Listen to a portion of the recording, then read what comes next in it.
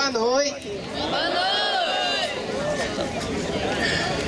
Gente, é com muito prazer que o IAB está aqui hoje no Parque da Criança, porque é muito bom falar de arquitetura e de espaço público, no espaço público, né? Então a gente queria começar agradecendo os nossos patrocinadores, que são o CalBR, o PPGA, o FPB, os cursos de arquitetura da faculdade da UFCG, da Santa Maria, em Cajazeiras, do IESP, da FPB, do Unipem, em João Pessoa, da Facisa, Campina Grande, e da FIP, em Patos.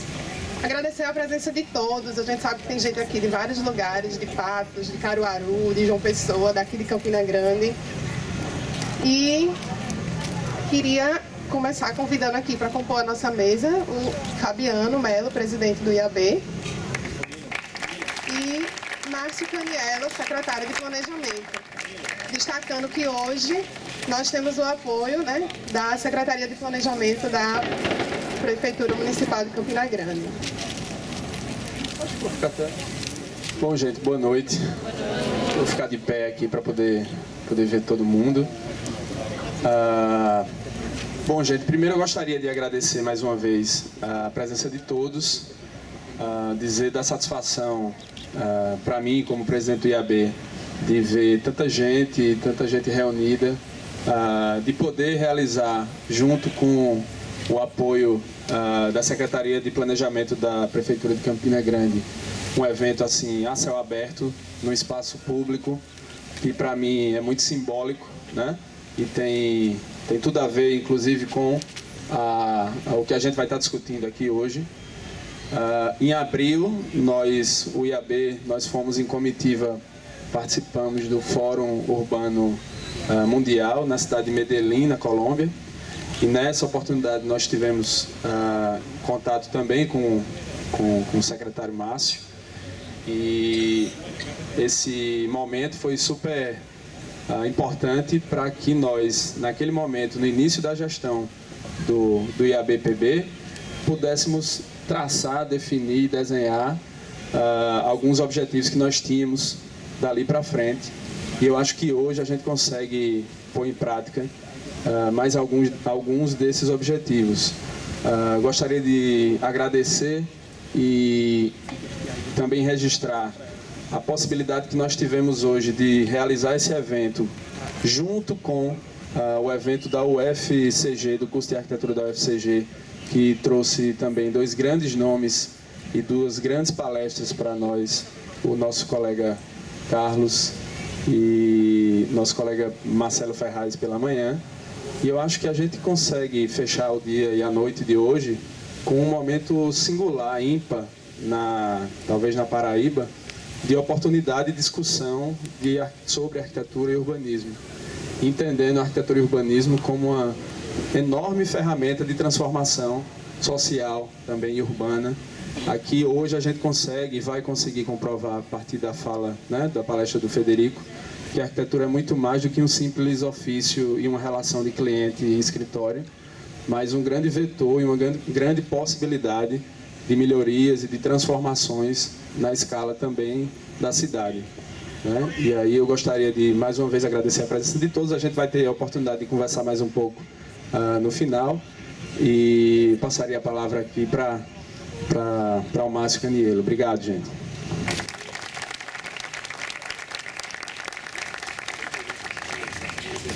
Bom, boa noite a todos e a todas, e saludo a Federico Meza, em nome da alcalde de Campina Grande, Romero Rodrigues. É um prazer para nós outros recebê-lo aqui. É claro, um prazer também receber todos vocês, né? Dizer que a Prefeitura Municipal de Campina Grande tem um laço muito estreito com o Instituto dos Arquitetos do Brasil, né?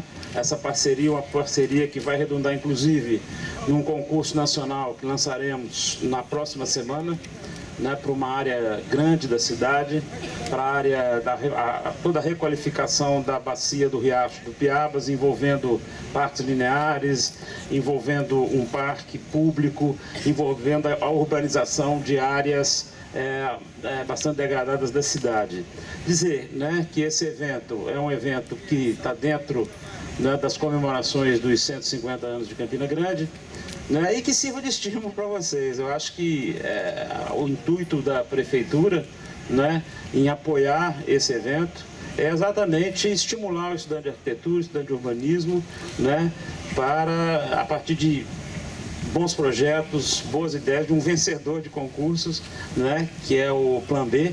Tive a oportunidade em Medellín de ver pelo menos 2 obras absolutamente espetaculares, o Orquideorama e o Complexo Esportivo, né? São obras bastante diferentes uma da outra, mas projetos absolutamente inovadores e absolutamente diferenciados. Então trazer, né, o Plan B para Campina Grande, está aqui nesse espaço, talvez o melhor espaço público da cidade, né? Nosso intuito também, evidentemente, dentro das limitações que a Prefeitura tem, uma Prefeitura que tem uma receita muito pequena, né? Nós temos que realmente dançar miudinho para conseguir recursos, né, para que a gente possa transformar a cidade de Campina Grande. Isso nós estamos fazendo, né, a partir de um processo de planejamento que visa, sobretudo, uma revitalização, uma requalificação dos espaços urbanos de Campina Grande. Não tem muito a dizer, apenas isso, agradecer a presença de todos. Fabiano, dizer que a Prefeitura, colegas da UFCG, do curso de Arquitetura e Urbanismo, também parceiros, é dizer que a Prefeitura está sempre aberta e sempre à disposição para esse tipo de parceria e que nós tenhamos, então, um bom debate aí com o Federico Meza. Bom, gente, antes de convidar o nosso colega e desfazer aqui essa mesa, eu gostaria de colocar só dar dois recados. É dizer que nós estamos sendo transmitidos ao vivo, é sério isso? Pela fanpage do Facebook, a fanpage do IAB. Tem um link lá. Existe um link na fanpage do IAB PB, onde todos podem acompanhar ao vivo esse momento. E que nós vamos, ao final da palestra do colega Federico, fazer sorteios de alguns livros, dentre eles um específico do Plan B, que eu vou tentar assinar mais de uma vez a lista para tentar ser sorteado. Brincadeira. E, bom, e é isso, gente. Vamos ao que interessa. Gostaria de agradecer mais uma vez Márcio, desfazer aqui a mesa nesse momento e convidar, que já está aqui a postos, nosso colega Federico Meza, arquiteto colombiano, sócio fundador do escritório Plan B, para fazer e proferir sua palestra.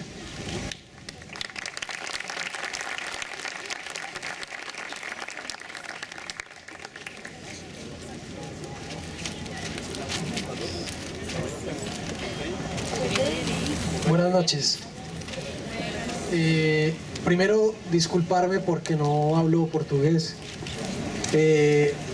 Voy a tratar de hablar despacio, creo que logran entender y bueno, vamos a hablar de arquitectura y un poco de urbanismo que creo que con imágenes se entiende bastante bien. Agradecer a las universidades, a la prefectura y a todas las personas que me han invitado a estar con ustedes acá. Realmente es un placer para mí poder venir a Brasil.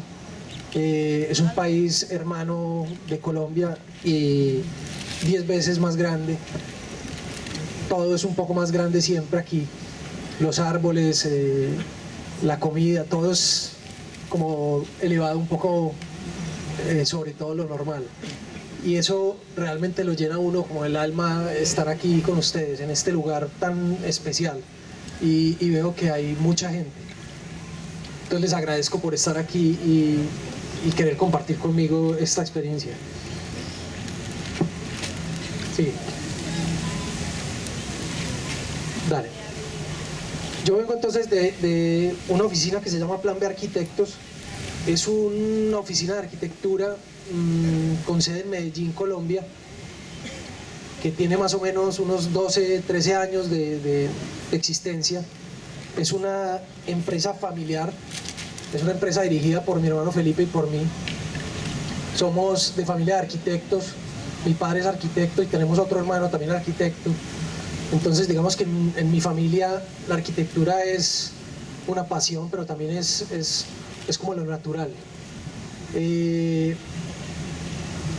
quiero entonces empezar un poco conversando con ustedes de dónde vengo, cuál es mi ciudad, cuál es mi país, porque aunque seguramente muchos de ustedes sabrán un poco de eso, me gusta poner como el plano base para que se pueda entender un poco de dónde sale la arquitectura que nosotros proponemos y las ideas que nosotros tratamos de transmitir con nuestra arquitectura.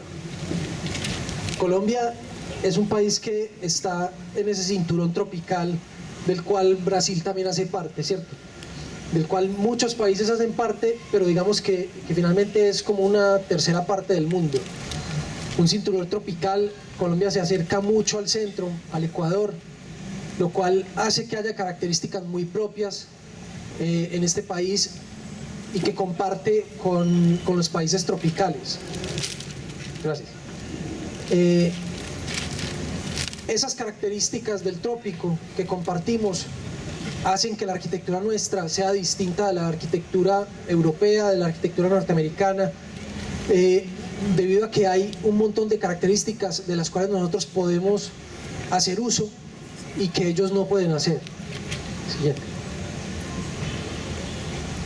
Colombia, como les decía, está muy cercano al Ecuador, lo vemos pasando el Ecuador por la parte baja de Colombia, y es un país que conversaba hoy con alguno de sus profesores, es un país que se parece muchísimo a Brasil, porque es diverso, tiene mucha diversidad, tiene costa pacífica, tiene costa atlántica, también tiene el tapón del Darién, que es esta parte que conecta Suramérica con Centroamérica, que es selva, que es un tapón, un lugar inhóspito, pero también tiene la cordillera de los Andes, estas tres cordilleras que atraviesan Colombia de sur a norte y que terminan en la parte norte de Colombia, pero también es Amazonía, también tiene esa parte selvática del Amazonas. Y eso lo que lleva, siguiente, eso lo que lleva es que Colombia es un país completamente variado, un país completamente mestizo. Esas tres cordilleras que atraviesan el país y el hecho de ser un país tropical hace que los climas, las condiciones geográficas sean completamente variables. Entonces, como pasará aquí también, cuando hay una ciudad o una población cercana al mar, al nivel cero, se encuentra un clima cálido. Pero si subes un poco en la montaña, que allá se sube muy rápido, llegas a un clima primaveral. Y si subes mucho más, como subir a Bogotá, Bogotá es una ciudad que está a 2.500 metros sobre el nivel del mar, llegas a un clima templado, un clima frío. Entonces eso hace que Colombia tiene a Cartagena, Santa Marta, ciudades costeras completamente cálidas, con el mar, con la playa, las palmeras, ciudades cafeteras, intermedias, como lo puede ser Medellín, Manizales, que tienen climas primaverales. Medellín es una ciudad donde el clima no cambia a lo largo del año y se mantiene más o menos entre los 18 grados por la mañana y los 25 grados en la tarde. Solo cambia la época de lluvias, de resto es poco variable, no hay verano, no hay invierno, no hay otoño ni hay primavera, todo el tiempo es el mismo clima. Pasa. Esto es entonces Medellín. Les contaba que estoy tratando de armar como una base de dónde arrancar, porque finalmente creemos que Medellín, como pasará en casi todos ustedes, que es nuestra ciudad, afecta nuestra manera de entender el mundo y afecta nuestra manera de relacionarnos con el mundo. Medellín es una ciudad que es un valle muy alargado, un valle que tiene un río en el centro que va de sur a norte, que tiene una posición geográfica, como lo vemos ahí, a la derecha en el oriente montaña, a la izquierda montaña, el río en todo el centro. Entonces es una situación bastante particular, muy fácil para orientarse, con una dualidad de dos laderas muy pendientes, esas laderas oriente y occidente. Una se ilumina en la mañana, otra se ilumina en la tarde, y la ciudad se ha constituido alrededor del río hacia arriba, y eso ha hecho que la ciudad tenga una configuración siempre de estarse mirando allá mismo. Es un lugar muy fácil de identificar. Uno simplemente, si está en la parte baja, levanta la vista y va a ver una montaña a la izquierda y a la derecha, y si mira el sol sabrá cuál es la montaña oriental y cuál es la montaña occidental. Y cuando estás arriba, pues tienes esa visión panorámica siempre de toda la ciudad. Hay una parte entonces plana en la parte baja del valle, que es esta. Siempre, como les digo, como es una ciudad que incluso tiene de sobrenombre la ciudad de la eterna primavera, siempre se va a ver verde, siempre se va a ver florida, crece lo natural en cualquier piedra. Pasa. Entonces siempre se ve llena de esos árboles, siempre están los edificios entre árboles. Al fondo se alcanza a ver el centro, que es un pequeño lugar donde nace la ciudad, un poco es más un centro administrativo. Es una ciudad muy nueva, tiene aproximadamente 180 años, 200 años de existencia. Entonces todo es moderno, no hay ciudad colonial. Y luego está esta parte de las laderas o comunas que llamamos en Colombia, ustedes les dirían favelas. Son estos lugares en su mayoría autoconstrucción, que la misma gente que vive allí sin necesidad de nosotros ha ido construyendo sus viviendas ahí, y que esta parte se rehúsa a asumir esos planes urbanos de damero, reticulados, perpendiculares, puesto que su topografía es tan potente que siempre cualquier línea recta va a tender a curvearse, a torcerse. ¿Qué pasa? Esto es desde arriba, desde una de estas favelas, ¿cierto? Lo que les decía, primero la condición de abajo hacia arriba y luego de arriba hacia abajo. Medellín es una ciudad donde el clima es tan benevolente que todo el mundo quiere vivir en el exterior. Todas las casas siempre tienen un balcón, una ventana que se puede abrir completa, poseen flores en los balcones, o si no hay terrazas donde la gente sube a hacer un asado o a secar la ropa.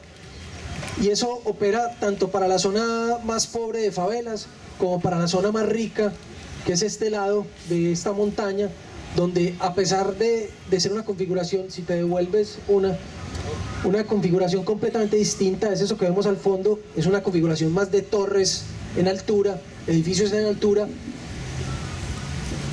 como puestos en medio del verde, una visión un poco romántica pero ficticia, y lo digo porque uno lo vería así y diría, son puros edificios, solo edificios de vivienda en medio de parques verdes. Esta no es la realidad, están encima de un montón de zonas verdes, pero todas estas zonas verdes están encerradas por mallas, por cerramientos de este tipo. Cada uno de estos edificios funciona como una pequeña comunidad, pero eso, que no es una cosa buena, de todas maneras posiblemente algún día pueda cambiar, y esa configuración remite un poco a eso que les contaba. Toda la gente ahí tiene balcones, ventanas, puedes pasar, y siempre está con este tipo de vista, siempre se está mirando Medellín allá misma, mirando la ladera del frente. Pasa. Esta oficina familiar que les contaba tiene otra cara también. Nosotros creemos que la arquitectura es múltiple y es simultánea. Entonces creemos que la arquitectura no solamente se hace en los despachos de diseño, sino que además también se hace en las construcciones, pero también se hace en la escuela, y también se hace en los escritos, y también se hace en este tipo de eventos. Por eso mismo siempre nos ha gustado hacer parte de todo eso. Entonces somos los dos, Felipe y yo, somos profesores en la Universidad de Medellín. Tenemos, cada uno dirige un curso de proyectos. Al mismo tiempo procuramos tratar de escribir sobre lo que se hace en la oficina. Llevamos ya más o menos 4 libros, perdón. Y en cada libro finalmente lo que estamos tratando de hacer es un ejercicio de poner en limpio las ideas con las que trabajamos, poner en limpio los proyectos que hacemos, finalmente exponerse exponer los libros ante otros arquitectos, ante la sociedad o cualquiera que quiera leer un libro. Es un ejercicio democrático, es un ejercicio de pensar que lo de uno le puede servir a otra persona también, pero es un ejercicio también reflexivo, es mirarse un poco hacia adentro y reflexionar sobre lo que estamos haciendo y cómo lo estamos haciendo. Posiblemente a alguien no le pueda parecer interesante, pero como ejercicio propio de desarrollarse uno como arquitecto es bien interesante. En esa lógica, ese primer libro es un libro que se llamó Acuerdos Parciales. La oficina era muy joven, tenía muy pocos proyectos muy pequeños, algún concurso ganado ya, y es un libro que trataba de definir mediante esos pequeños proyectos y algunos textos que nosotros en ese momento entendíamos la arquitectura como un acuerdo entre múltiples cosas, entre un cliente y un arquitecto, un acuerdo entre un edificio y el territorio, un acuerdo entre ingenieros y arquitectos, etc. Pasa. Luego llegó un segundo libro, como a los 2 o 3 años, que es Arquitectura en Espera, porque entramos en una fase en la oficina en que había muchos proyectos latentes, muchas ideas latentes, pero estaban en espera de que pasara algo con ellos. Estaban en espera de ser construidos, algunos en espera simplemente de ser publicados en este libro, algunos en espera de quedar enterrados, pero al mismo tiempo era una excusa para poder hablar que nos gusta entender la arquitectura como un fenómeno en espera. ¿En espera de qué? En espera de ser habitado. La arquitectura no es sino en el momento en que se habita, o por lo menos lo creemos así. Entonces nos interesa que los edificios que hagamos, y creemos que eso es importante, deben ser edificios para ser habitados. De lo contrario, simplemente no existe. Este espacio aquí se activa en el momento en que nosotros estamos acá. Ahora en la noche seguramente nos vamos, cierran las rejas y este espacio desaparece. Quedará en la memoria, pero queda como un espacio inhabitado, ¿cierto? Entonces este espacio siempre estará a la espera de que vengamos nosotros a ocuparlo. Pasa. Luego hicimos un libro un poco más participativo. Nos juntamos con otras oficinas de Colombia, de Medellín y Bogotá, oficinas jóvenes, de amigos, y decidimos hacer un edificio que se llama Archipiélago de Arquitectura, donde la idea nuestra no era simplemente hacer un edificio un libro con proyectos para mostrar nuestros proyectos, sino crear un lugar de debate sobre lo que estaba pasando con cada oficina en ese momento y sobre la arquitectura que estábamos planteando cada una de estas oficinas, ¿cierto? Toda arquitectura colombiana. Entonces es un libro bonito porque finalmente no es un libro donde se muestran solo proyectos, que yo pongo mi proyecto y digo qué pienso de mi casa o de mi edificio, sino que el trabajo de cada uno era estudiar los proyectos de los otros arquitectos y escribir sobre los proyectos de los otros arquitectos.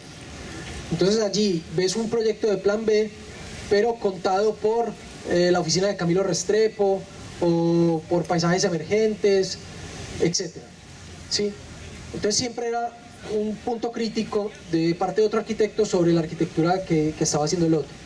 Y de la misma manera es un libro donde se hacen entrevistas constantemente. A lo largo del libro se van preguntando de una oficina a otra para entablar un diálogo. Pasa. Adicional a esto, también con mi otro hermano que es arquitecto, que no hace parte de Plan B, él tiene una editorial que es la que hace estos libros, es una editorial que se llama Mesa Editores.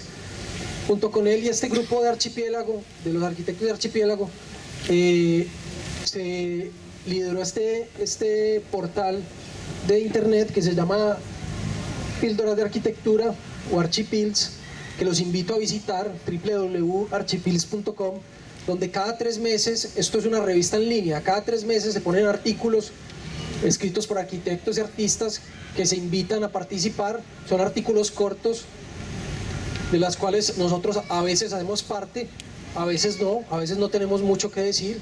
Son pequeñas palabras, se lanza cada 3 meses una palabra y sobre esa palabra gira todo el volumen de ese mes.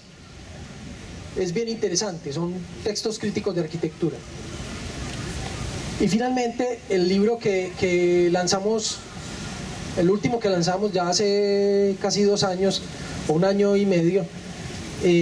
Un libro un poco, yo diría que un poco más arriesgado, es un libro más corto, pero un poco más arriesgado en el sentido en que es como una especie de manifiesto, en el sentido en que trata de manifestar a esa altura de nuestra oficina, a los 12 años más o menos, qué construcción sobre lo que hacíamos podíamos escribir. O sea, ya un poco más claro, tratar de escribir solamente, hacer un libro donde los proyectos no fueran lo principal, sino lo que se decía lo principal.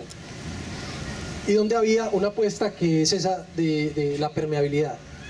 Esta conferencia se centra, digámoslo, sobre ese tema de la permeabilidad que toca este libro, y qué es para nosotros la permeabilidad y cómo ese término de permeable se puede entender y se puede llevar a la arquitectura. Ese libro tiene 3 capítulos y cada capítulo tiene 7 subcapítulos. Realmente yo aquí voy a hablar muy rápidamente del primer capítulo, que se llama Ángulos de permeabilidad, donde se habla de 7 ángulos, 7 maneras de entender la permeabilidad, no porque creamos que son 7 y nada más, simplemente porque esas fueron las que pudimos escribir, las que pudimos contar muy rápidamente. Luego los otros 2 capítulos, uno se dedica a amplificar esos ángulos mediante fenómenos, y luego un tercer capítulo a amplificar esos ángulos mediante proyectos. Entonces digamos que aquí yo les voy a hablar un poco de los ángulos y saltaremos a hablar sobre proyectos, donde estos ángulos digamos que paralelamente se pueden ir identificando. Pasa. El primer ángulo de permeabilidad, o la primera definición con que empezamos a trabajar este término, es la absorción o la absorbencia. Nosotros creemos que la arquitectura que se hace en plan B, pero la arquitectura que se hace en el trópico, tiene unas responsabilidades y unas facilidades que no tienen otros lugares, que no tienen otras arquitecturas de otros lugares. Y la permeabilidad es lo que para nosotros dice o arma ese mundo de esa arquitectura tropical. Entonces la absorbencia es un punto clave en la arquitectura del trópico. A diferencia de lo que pasa en una arquitectura europea, nórdica, donde todo el tiempo lo que se debe hacer es crear una capa aislante, ¿sí? Una capa que corta un mundo y crea un mundo interior para protegerse del frío, del calor. En el trópico, finalmente lo que estamos haciendo es un ejercicio contrario, es crear un espacio entre interior y exterior, que lo que está haciendo es absorbiendo los fenómenos exteriores, absorbiendo un poco el clima para reducir costos energéticos, absorbiendo luz para iluminar los espacios, absorbiendo viento, absorbiendo ventilación, olores, ¿cierto? La arquitectura del trópico finalmente, o esa que nos gusta a nosotros, es una arquitectura que se puede entender como un espacio entre dos, no como un interior. Interiores son casi siempre esos espacios europeos, donde efectivamente uno llega y entra a un espacio y se olvida de todo el exterior, ¿cierto? Porque hay que hacer un corte tajante. La arquitectura tropical no es así. La arquitectura tropical está todo el tiempo como una esponja absorbiendo cosas del exterior para hacer uso de ellas, ¿sí? Se ve en todos los edificios, por ejemplo, de esta ciudad, muchos de ellos con estos ladrillos perforados, o nosotros en Colombia les llamamos ladrillos calados, pero acá de pronto son celosías, no lo sé, que permiten esa transferencia de múltiples relaciones. Por ejemplo, esto es una foto ampliada de una hoja de una palma, y lo que estamos viendo ahí, ese pequeño ojito, es un estoma ampliado muy grande, donde se puede entender que una hoja de una palma es como eso que estoy diciendo, tiene pequeñas bocas que absorbe agua, que absorbe viento, lo chupa hacia la palma, ¿cierto? Lo deja atravesar, pasar. O este muro de tierra en una ruina en Perú, donde permite absorber esos huecos, y esos huecos son nidos de pájaros. ¿cierto? La arquitectura tropical es eso, es como un espacio entre interior y exterior también que absorbe cosas de ambos lados. Pasa. Un segundo término es la penetrabilidad o la afluencia.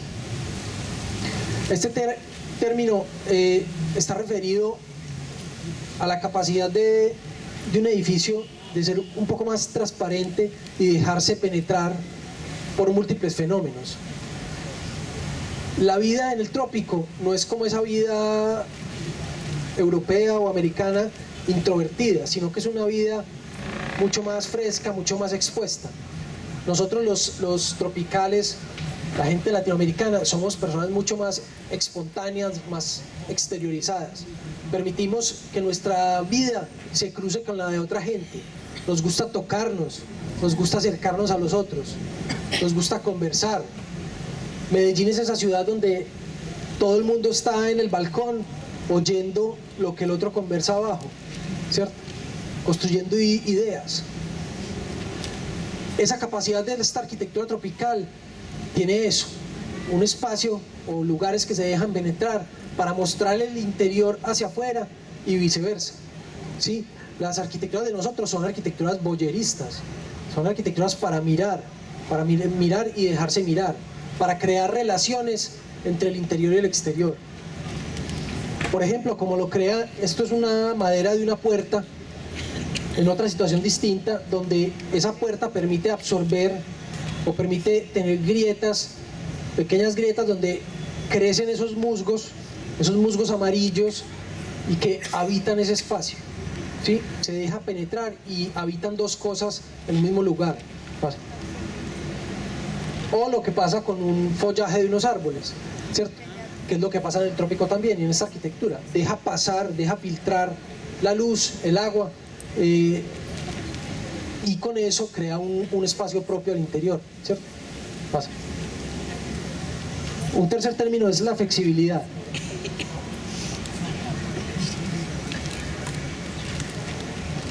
La arquitectura tropical o este fenómeno de la permeabilidad tiene que ver mucho con las estrategias que nos toca a nosotros en nuestros países latinoamericanos que están en vía de desarrollo. Las estrategias que tenemos que implementar todo el tiempo, puesto que nuestros presupuestos a veces fracasan y terminan siendo la mitad de lo que nos dijeron en un principio. O las situaciones cambian, políticas, administrativas, y los edificios se pueden quedar a medias, ¿cierto? Entonces, la arquitectura tropical es una arquitectura que no cuenta con la certeza. Al contrario, siempre cuentas con la incertidumbre. Por lo tanto, creemos que la arquitectura tropical debe ser siempre flexible. Debe estar al nivel, a la altura de poderse modificar, de poderse transformar, de poderse adaptar a cualquier situación que le acontece. ¿Están entendiendo o voy muy rápido? Bien. Si voy muy rápido, me paran. Entonces, lo que veíamos ahora, si te devuelves a la foto, esta situación tan bonita es una situación que pasa en Colombia, no sé si aquí pasa, supongo que sí. Esto es un cafetal en una zona que se llama la zona cafetera en Colombia, cerca de Armenia, una ciudad que se llama Armenia, donde en la ladera se van poniendo los sembrados de café y se utilizan estos plásticos que se adaptan al terreno simplemente con una pequeña estructura de madera para evitar que las lluvias de grano, las lluvias de granizo aporreen o lastimen las plantas, ¿cierto? Si pasas, finalmente se logra construir una estructura tan flexible que puede incluso reconstruir esa colina, reconstruir esa montaña, ¿sí? La arquitectura del trópico debe ser así, debe estar capacitada de adaptarse a todo tipo de condiciones, porque las condiciones en el trópico son completamente cambiantes, no solamente geográficamente, sino topográficamente, y como les decía, hasta administrativamente. Pasa. Un cuarto punto es el de la disponibilidad. La arquitectura, devuélvete. La arquitectura en el trópico creemos también, así como debe ser flexible, debe estar dispuesta.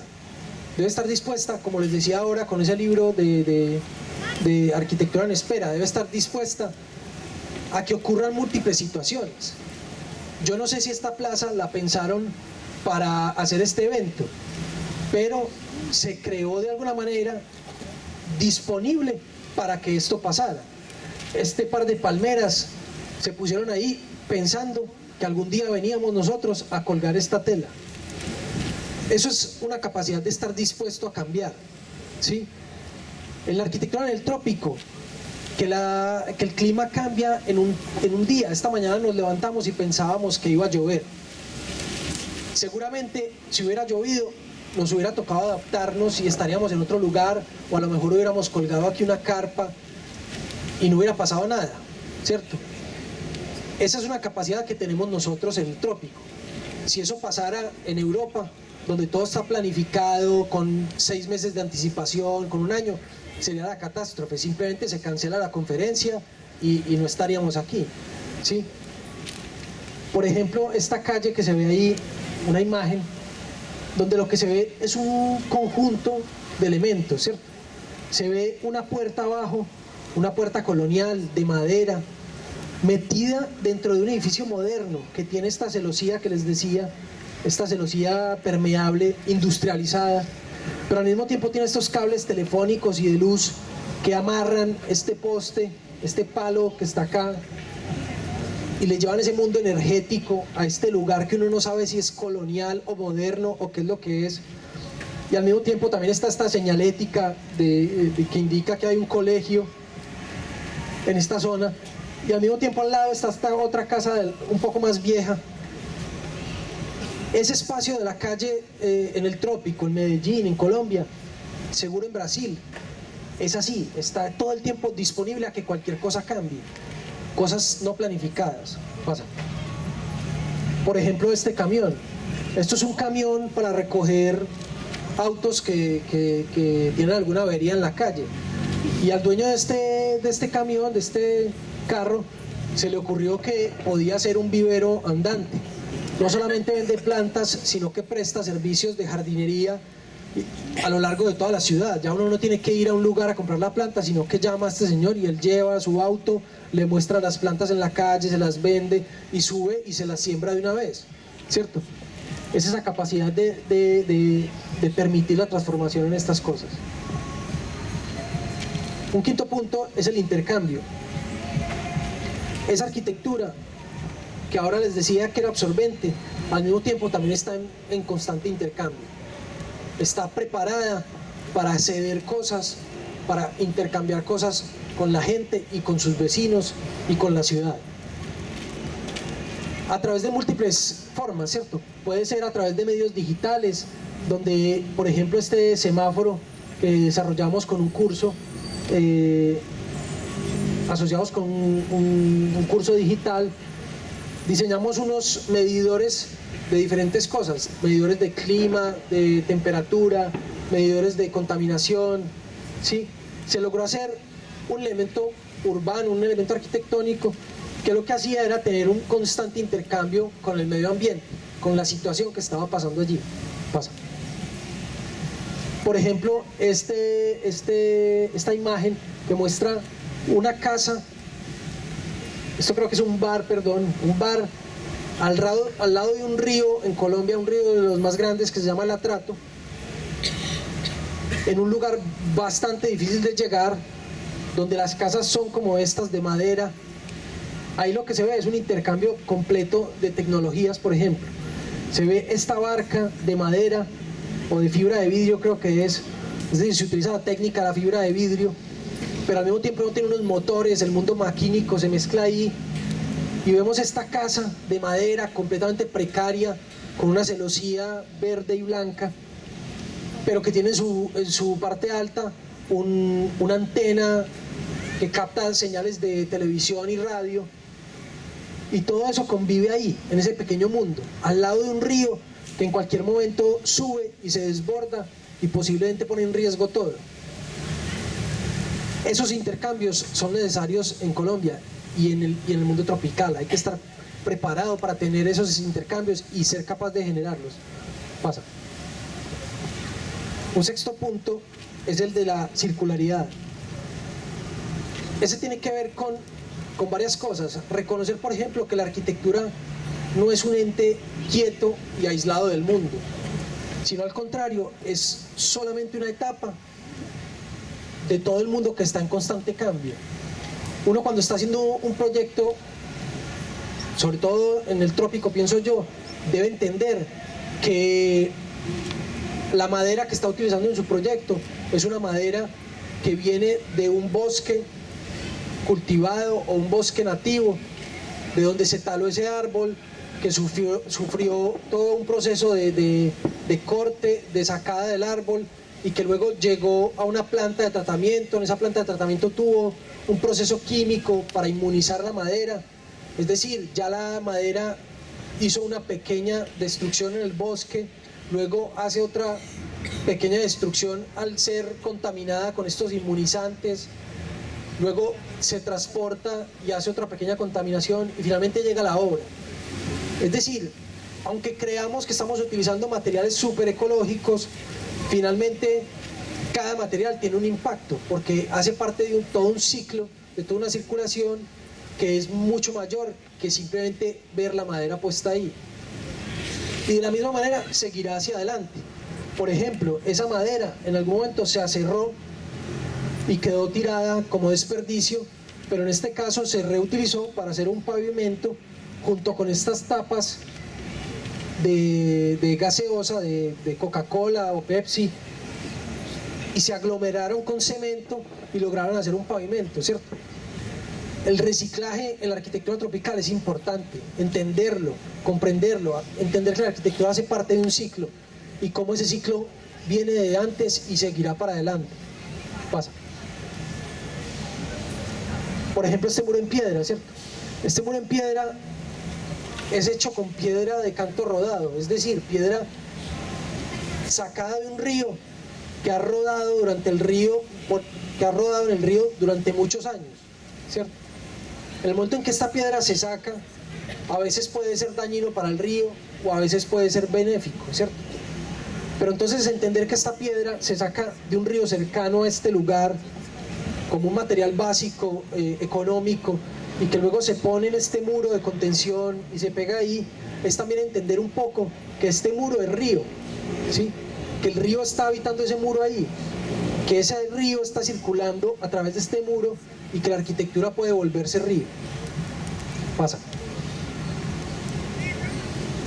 Un último punto para pasar a temas un poquito más agradables o más fáciles, diría yo, es el de la convergencia. Con este punto termino lo de los ángulos de la permeabilidad y puedo abrir como todos los proyectos que podrían permitir que entendamos un poco más esto. La convergencia habla un poco de la capacidad que tiene la arquitectura tropical para atraer múltiples agentes a ella misma. Por ejemplo, estos son unos muñecos que se hacen en Colombia para despedir el año viejo.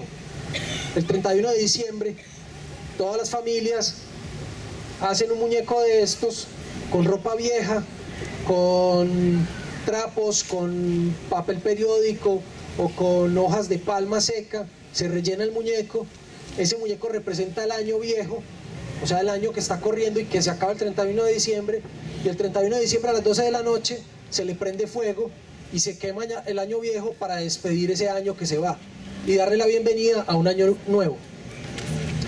Eso que representa una misma cosa se hace con unas técnicas artesanales básicas, pero finalmente, aunque todos representan lo mismo, finalmente cada uno es distinto, ¿sí? En ese muñeco convergen un montón de técnicas, convergen un montón de elementos, pero finalmente cada uno es distinto. La arquitectura tropical está capacitada de hacer eso, de converger las mismas cosas y sin embargo estar capacitada para generar diferentes arquitecturas. Pasa. O como esto que pasa aquí en un pueblo cercano a Medellín, donde convergen múltiples técnicas. Converge una técnica que tienen esas casas que hay de tierra armada o tapia, se llama en Colombia, que son muros de tierra que hacían hace mucho tiempo y todavía subsisten ahí, junto con la tecnología de esos teléfonos públicos, todas las redes inalámbricas, no sé qué, se encuentran ahí con este mundo maquínico de este parqueadero de motos que se encuentran ahí en este lugar, con el mundo del textil que arma estos parasoles que protegen de la lluvia y del sol un poco y permite que la gente esté debajo, y al mismo tiempo con el mundo natural de este árbol de flores amarillas que bota esas flores y tiñe el piso de amarillo. En ese lugar convergen un montón de cosas que sirven como herramientas para poder fabricar esta arquitectura. Pasa. Dale.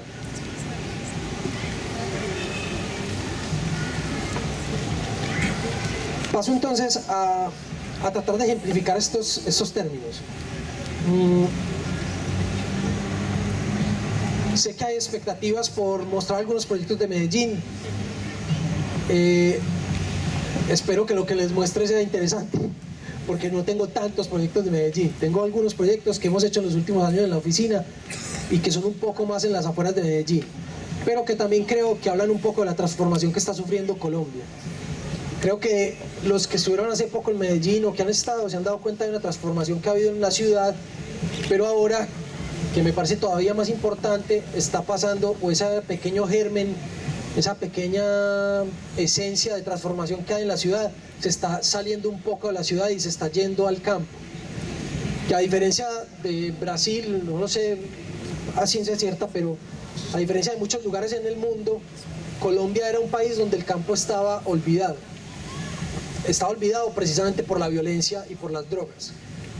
Todo el cultivo de coca, de marihuana, se daba en el campo, y todos los violentos grupos guerrilleros, paramilitares, narcotraficantes se han situado primariamente en el campo. Y hace muy poco, en los últimos 10 años, esa gente ha ido saliendo del campo y se les ha ido ganando la batalla. Entonces volvió a aparecer el campo que no existía en Colombia, que estaba completamente olvidada. Y los gobiernos y los arquitectos y los urbanistas hemos empezado a mirar allá y a preguntarnos qué se puede hacer para recuperar el campo y cómo debe ser el campo nuestro. Entonces, esos pequeños fenómenos de transformación se están dando a nivel rural. Y yo creo que es también interesante esta parte. Dentro de esa lógica está este proyecto. Es un colegio en una zona de Antioquia. Antioquia es el departamento del cual Medellín es la capital. Es un departamento muy grande que logra llegar hasta el Atlántico y limita por un lado con otro departamento que se llama el Chocó, separados por un río muy grande que es el Atrato. Nos contrata una organización sin ánimo de lucro, una ONG, para hacer este colegio, que es un colegio a orillas del Atrato, en una zona de alto riesgo. Es un pequeño pueblo donde el río en las épocas de invierno o de lluvia se desborda, se sale de su cauce y logra subir hasta 2 metros y quedarse ahí por 2 meses, 2 metros por arriba de su nivel normal, en la época en que más ha llovido. Y es un colegio que además es manejado por un grupo de una comunidad religiosa de monjas, pero es para una comunidad de indígenas en Vera. Estos indígenas en Vera no viven en el pueblo, sino que viven en la selva cercano al pueblo. Vienen a este edificio, están en este edificio 15 días viviendo ahí, estudiando ahí, y luego se van un mes a sus casas en la selva, y así a lo largo del año. Entonces era un edificio que tenía que responder a condiciones climáticas extremas. Pasa, por favor. Este es el río del Atrato. Es una de las zonas más lluviosas en el mundo. Llueve prácticamente 360 días al año. Tiene 300 días, perdón. Tiene una temperatura alta porque está muy bajo. Entonces la humedad es enorme. Pasa. y está en una región muy plana. Entonces, claro, cuando este río se desborda, pues se extiende muchísimo. Y este es el pequeño pueblo, ¿cierto? Como lo ven, es muy pequeño, está a toda la orilla del río. Es un lugar donde solo se puede llegar o en barco o en avioneta, y este es el aeropuerto, ¿sí? En esa avioneta me tocaba ir a mí a hacer la supervisión de obra, y la pista está constantemente lleno de agua, y cuando uno aterriza, los charcos se van metiendo dentro de la avioneta, que es como si fuera un Renault 4 de los años 80, se le mete el agua por las puertas. Es todo un paseo, un viaje bien interesante. Pasa. Luego del aeropuerto hay que coger estas barcas e ir hacia el pueblo, que está a unos 10 minutos del aeropuerto. Pasa. Estas son las comunidades en Vera, son las comunidades que viven en las afueras, en la selva. Estos eran nuestros clientes, ¿cierto? Entonces un poco empezamos a mirar cómo vive esta gente, ¿sí? Ellos tienen esta inteligencia ya asumida de sus casas levantadas para que cuando el río llegue, pues no tengan problemas. Viven con poca ropa, en estos bohíos de palma muy abiertos, muy ventilados. Pasa. Son espacios únicos, ¿sí? Donde todo gira en torno a un vacío. Pasa. Y esto es el pueblo de Vigía del Fuerte. Esto es el pueblo donde se iba a hacer el proyecto. Un pueblo que también con el tiempo ha ido entendiendo o ha tenido la inteligencia de saberse construir en palafitos, en estas estructuras levantadas del suelo, para permitir que el río inunde sin llevarse ninguna casa. Entonces se construye todo el pueblo a través de estas pasarelas y de estas casas de madera. Casas, entre otras, a mí me parecen muy bonitas, con muchos colores. Pasa. ¿Cierto? Miren eso, es un lugar bastante mágico. Pasa. En el pueblo lo que vive es una comunidad chocuana. Es un lugar donde hubo bastantes esclavos negros que trajeron los españoles. Entonces en el pueblo vive la comunidad chocuana y a las afueras la comunidad indígena. Pasa. Esto era el colegio. Nos invitan a hacer un colegio que ya existía, es decir, el proyecto estaba en ruinas prácticamente, se iba a caer, entonces tocaba demolerlo y hacerlo nuevo. Y el proyecto era esto, un volumen donde vemos el techo como un poco marrón y el otro volumen con el techo ya más blanco. Y en el centro tenía un patio, que era un patio con un corredor al lado, pero era un patio que tenía casi todo el año agua, tenía peces, incluso había caimanes. Entonces, realmente lo primero que pensamos pasa. Bueno, eso es allá a la izquierda, el punto rojo, es el lugar donde estaría el proyecto. A este lado.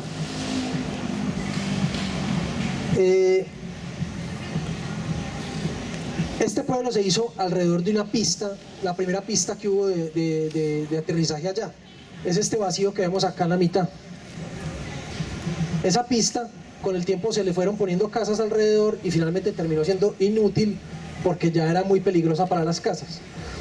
Entonces, en ese lote, lo primero que vemos es que para poder tener una buena utilidad de ese lugar, lo que había que hacer era utilizar la mayor parte del lote y generar más bien una superficie elevada del suelo muy grande donde esta gente pudiera hacer múltiples actividades.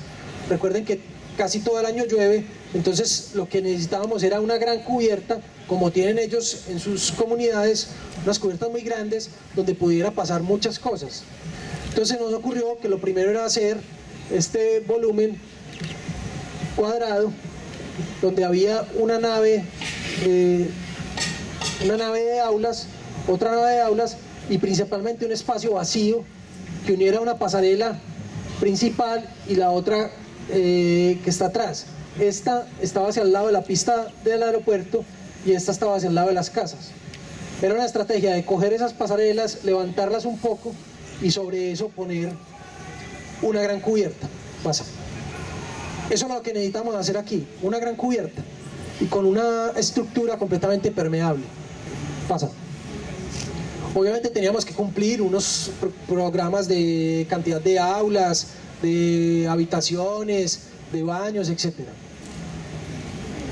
Entonces finalmente el proyecto termina siendo estas 3 naves, pasa, ¿cierto?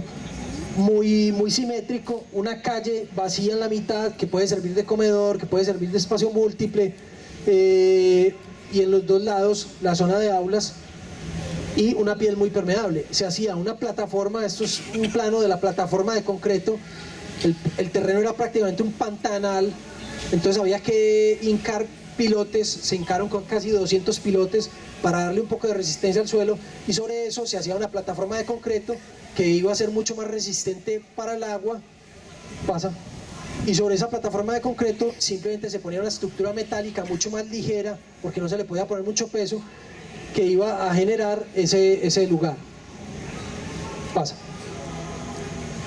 Y luego se ponía toda una fachada permeable que permitía la relación interior-exterior, del viento, etcétera, como esos bohíos que ellos tenían. Esta es una sección por el centro, por esa nave central, que une la pasarela de atrás y la pasarela de adelante como una pequeña calle cubierta. Pasa. Dale. Y en la parte superior lo que se hacía era, en el techo, simplemente unas tejas translúcidas que permitían la entrada de luz a todo este espacio. Pasa. Dale. Entonces, en un principio, esta es la nave central. En un principio lo que queríamos hacer era llevar un poco de color, utilizar maderas de la región, que tiene unas maderas muy buenas. Pasa. Si quieres ver pasando. Pero haciendo investigaciones nos dimos cuenta que utilizar la madera de ahí era un problema porque finalmente era madera ilegal. Madera no cultivada que lo que hacía era destruir el bosque. Entonces se decide más bien por un sistema de madera prefabricada, cultivada, madera de pino, traída desde el interior de la ciudad, una estructura metálica también casi que preensamblada en el interior, y se traía todo por barco hasta esta zona y acá simplemente se ensamblaba. Pasa. Es esto, la plataforma de concreto, había que nivelarse, las plataformas están más bajas, las plataformas están como a 1 metro y había que subir hasta los 2,5 metros para que el agua no fuera a entrar. Entonces se hacían como unas escalinatas públicas. Dale. ¿Está lloviendo o qué?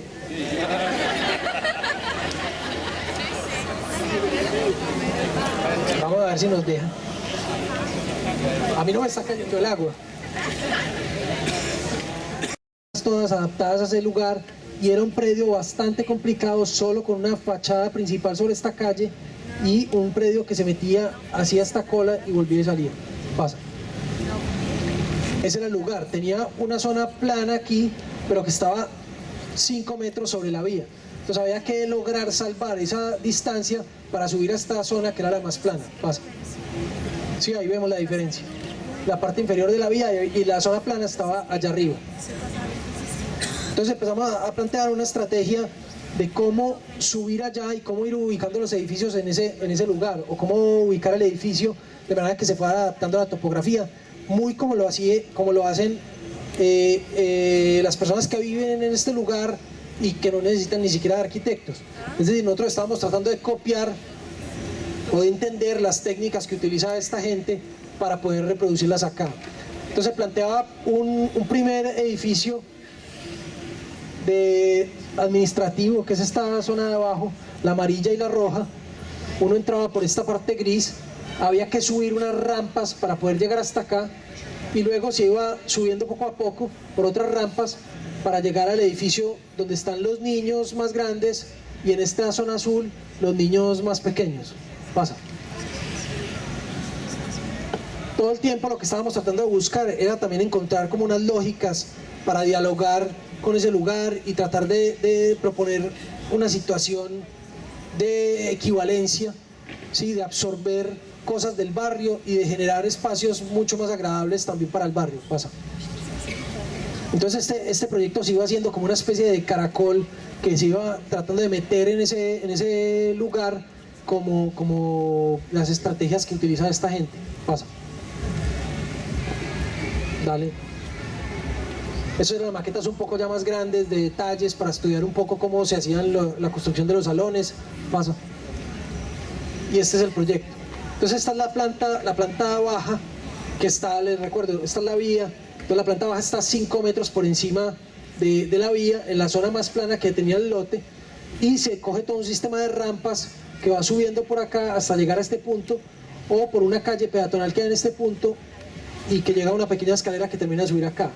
Un patio más administrativo, donde está toda la administración, el comedor, y luego otra rampa que sigue subiendo, dale, pasa, y llega arriba a donde hay todo una terraza mirador, un patio de juegos, la zona de los gateadores y salas cunas, y la zona de los niños más grandecitos que ya caminan.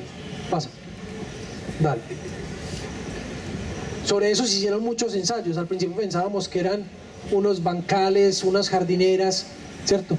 Tratando de seguir un poco esas estrategias de ir retrocediendo un poco un piso sobre el otro. Luego se armaba un patio central que miraba el paisaje, pasa. Y esta es la sección real. Esta es la vía, aquí se sube un poco a través de la rampa, esto es un cuarto técnico, se llega al lugar del comedor, se sigue subiendo por la rampa, se llega a la terraza y se sigue subiendo hasta llegar a esta zona de salones infantiles. Pasa. Dale. Entonces finalmente era un edificio como de 4 niveles, pero que a sus alrededores siempre se iba sintiendo como un edificio de 2, de un nivel. Siempre se iba retrocediendo y cada que se retrocedía generaba una jardinera. Pasa. Esto que están viendo acá un poco en este detalle. Cada que había un retroceso o un nivel extra, se retrocedía el edificio y generaba una jardinera para poner flores y que cayeran sobre la fachada. Pasa. Dale. Dale. Este es el terreno. Fue bastante complicado porque además toda la construcción se ve influenciada por las guerrillas y las bandas de violentos que hay en las zonas. Entonces, por ejemplo, las excavaciones y los movimientos de tierra fueron bastante complicados porque no se podía llevar dinamita para volar piedras que había en el lugar, porque la dinamita se la pueden robar y utilizarla para actos delictivos. Entonces todo tenía que ser manual o con químicos. Pasa. Incluso había que hablar con la comunidad. Eso es una cosa bonita que pasa con estos proyectos en Medellín, es que las comunidades siempre hacen parte de los procesos de diseño y de los procesos de construcción de estos edificios. Pasa. Siempre hay comités o reuniones desde el inicio, donde uno se sienta a conversar en este caso, con las madres de los niños que iban a estar allí y con los líderes del barrio para conversar sobre qué se sueñan ellos, qué están esperando que haya en este edificio. ¿Sí? Se hacen unos talleres que se llaman talleres de imaginarios, donde se conversa con ellos y ellos plasman sus ideas, dibujan, escriben y cuentan qué creen que debería pasar allá. Entonces todos estos insumos son importantes y se llevan, y luego cuando hay unas ideas se le muestran otra vez a la comunidad. Entonces estos procesos de este tipo de proyectos son todo el tiempo validándose con la comunidad y la comunidad los va asumiendo y los va haciendo suyos. Entonces, a pesar de que hay unas comunidades violentas alrededor, cuando el proyecto se empieza a construir, el proyecto es muy bien recibido, porque la gente sabe que es para ellos, ya lo conocen, han hecho parte del proceso de diseño y entonces tienen mucho más confianza en el Estado. Sin ese tipo de estrategias, este tipo de edificios en Medellín hubiera sido muy difícil hacerlos. Pasa. Esta es la rampa que sube hacia el edificio, pasa. Y esto es el edificio metido en ese barrio. Dale. Esto es una imagen que a mí me encanta mucho porque es ese color del barrio, cómo se mezcla con el color del edificio. Pasa. Dale. Dale.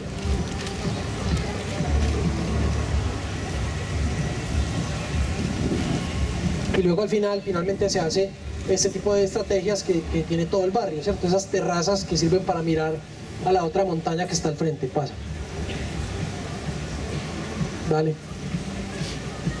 Es un lugar que está de todas maneras ahí, abierto a ese barrio y capturando el barrio y capturando la esencia del barrio en el proyecto. Dale. Entonces, aunque es un lugar que es seguro, pasa. seguro para estos niños, para que ellos estén ahí. De todas maneras, les dice a estos niños que igual ellos hacen parte de ese barrio, pasa. Ellos hacen parte de ese barrio, que hacen parte de este lugar y que ese lugar es de ellos, pasa. Dale. Un proyecto privado, es una casa en Medellín, en las afueras del centro, un poco en la ladera. Es una casa privada, pasa, que tiene esta vista de Medellín espectacular, ¿cierto? Está un poco elevada en una zona, una urbanización, se llaman allá, conjunto residencial de casas donde cada quien se hace su propia casa con un arquitecto. Entonces estaba este paisaje magnífico, era una casa para una pareja que tenía 2 niños chiquitos, pequeños, y querían tener un tercero. Y entonces estaba el problema de la topografía porque no querían que fuera un lugar peligroso para sus niños, pasa. Entonces empezamos a pensar en estrategias de cómo construir un lugar que aprovechara toda esa vista del paisaje, que aprovechara esa cantidad de personas que iban a habitar allí, es decir, que cada niño querían que tuviera su propio espacio y se sintiera como un individuo, pero que al mismo tiempo compartieran un lugar de juegos, un lugar un poco más privado y más protegido, pasa. Entonces aparece esta forma que se iba pegando al terreno exterior y generaba ese patio al interior, pasa. Armada por módulos, donde cada módulo era esa habitación de cada niño o de cada persona de la familia, pasa. ¿Vale? Y al mismo tiempo también nos preocupaba mucho y le preocupaba al cliente como el impacto de esta casa en ese lugar tan verde donde él había comprado ese terreno. Él no quería que se sintiera que había una casa muy grande, sino que hubiera una casa que estuviera dialogando un poco con el paisaje. Pasa. Entonces decidimos que lo que había que hacer era una casa donde se echara mano de las técnicas que hay hoy, por ejemplo la de tener cubiertas verdes, para reemplazar un poco ese terreno verde que se quitaba y ponerlo en la cubierta y mitigar un poco ese impacto del proyecto en el lugar. Entonces lo que les decía, es muy sencilla, se entra por esta parte, se sube por esta vía, se entra acá, aquí se parquea y luego ya uno entra a este patio, un patio contenido por un talud alto acá, luego se entra a la casa y ya cada espacio se fuga hacia el paisaje a través de las vistas lejanas. Cada alcoba tiene una piel con unos quiebrasoles, porque en este sentido le da muy duro el sol, pasa. La cubierta entonces, como les decía, verde, la diseñamos con plantas de diferentes especies que tuvieran flores, pasa. Y esa es la fachada que les digo que crea arriba, con esos quiebrasoles crea como una geometría y una mapificación del mundo a través de los cristales, pasa. Ahí se ve el patio trasero contra el talud, pasa. Y esta es la casa recién construida, ¿cierto? Puesta en ese lugar bastante verde, pasa. Estos elementos entonces lo que ayudan es a quebrar un poco el sol, pasa. Y del otro lado está este patio con el corredor que entrega a las habitaciones y que era un corredor que logramos hacer bastante generoso para que pudieran pasar diferentes situaciones no planificadas. Entonces aparecieron esa pequeña sala, en la otra parte apareció por ejemplo una zona de juegos. Entonces este corredor se vuelve como una especie de salón alargado que mira hacia este patio de juegos. Pasa. Dale. Este es el lugar desde donde uno entra. Pasa. Hacia la puerta y luego entra uno, pasa. Dale.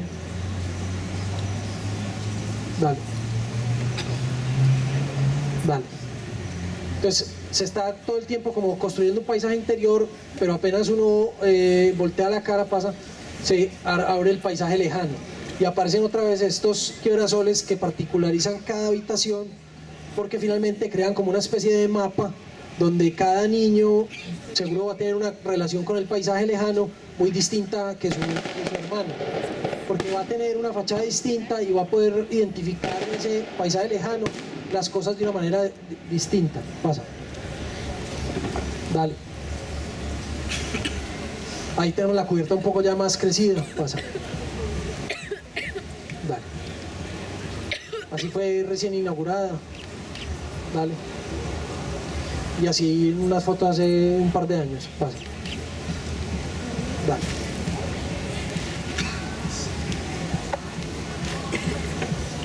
Este es uno de los últimos proyectos de la oficina. Todavía no se ha construido, apenas está en construcción. Lo que les decía ahora, la transformación de Medellín empezó no hace mucho en cabeza de un alcalde que se llama Sergio Fajardo. Este político fue el que encabezó como toda esta transformación hace unos 8 años, 10 años, por medio de decir que iba a construir una ciudad muy educada y lanzó un proyecto de bibliotecas y colegios de calidad, y eso se fue reproduciendo. Ese dirigente político hoy es el gobernador del departamento de Antioquia y está extendiendo su plan de gobierno a todo el departamento, lo que les contaba ahora. Entonces lanzó un proyecto que se llama Parques Educativos, que son pequeños edificios para los pueblos, que son edificios educativos donde la gente que termina el bachillerato, que vive en el pueblo, puede seguir sus estudios superiores. Antes de estos proyectos, digámoslo así, las posibilidades de una persona del campo de ir a estudiar a una ciudad eran muy bajas. No tenían posibilidades porque era muy costoso y en los pueblos no había universidades ni nada que les ofreciera un poco más allá del bachillerato. Entonces este señor se inventa un plan de proyectos donde a través de las universidades en las ciudades grandes se pueden dictar cursos a distancia y este es un espacio donde se puede ver esos cursos, ¿cierto? Cada región tendrá unos cursos a los que les interesará inscribirse y en estos espacios se pueden los niños o los jóvenes que acaban de terminar el bachillerato seguir estudiando a través de este edificio. No solo virtualmente, sino que también hay espacios donde puede llegar algún profesor y dictar algunos talleres. Entonces el interés de este alcalde, de este dirigente político, es que estos edificios en cada pueblo se vuelva, en Colombia hay como una lógica y es que en cada pueblo hay una plaza, en la plaza hay una iglesia, una casa de la cultura y la alcaldía. Entonces él quiere que este edificio, el parque educativo, se vuelva otro edificio de esos más como representativos de la comunidad en esos pueblos. Al mismo tiempo, dentro de sus procesos democráticos decidió invitar, eran en un principio 40 parques educativos, cada uno en un pueblo, decidió invitar a arquitectos de Antioquia y Medellín a que participaran en un concurso de méritos por su currículum, pero al mismo tiempo que donaran un poco sus honorarios, que recibieran un dinero por el funcionamiento del proyecto, pero que donaran honorarios. Entonces, claro, se hace este concurso, todo el mundo, pues de alguna manera, todos los arquitectos querían hacerlo. Entonces, cada uno de estos municipios, de estos pueblos, queda con un arquitecto distinto. Entonces, son 40 proyectos inicialmente, con 40 arquitectos distintos, con el mismo programa, en un pueblo distinto. Entonces, también era una estrategia de llevar a los arquitectos a los pueblos. Como les contaba, el campo estaba súper olvidado.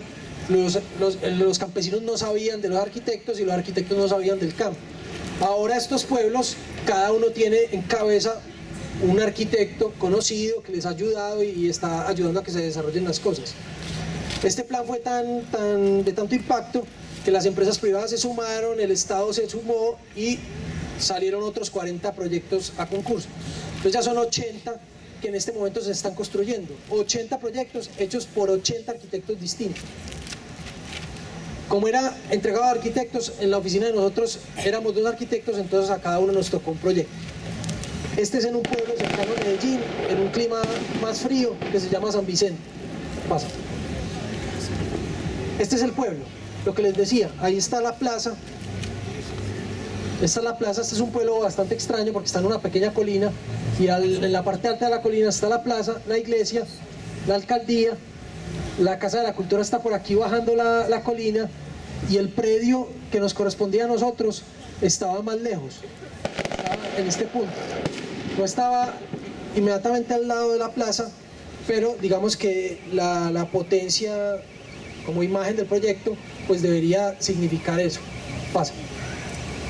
Nos fuimos entonces para este pueblo y empezamos a recorrerlo también para identificar qué había en ese pueblo que nos interesara. Este es el lugar donde se va a hacer donde se está haciendo el proyecto, esta zona verde donde estamos acá parados. Entonces si ven allá al fondo de la iglesia, pues digamos que la posición no era cercana a la iglesia, pero tenía una posición estratégica, por lo menos en términos de visual. Desde la plaza se veía el lugar y desde el lugar se ve la plaza, ¿cierto? Pasa. Allá se ve el lote. Este es el lote, ¿cierto?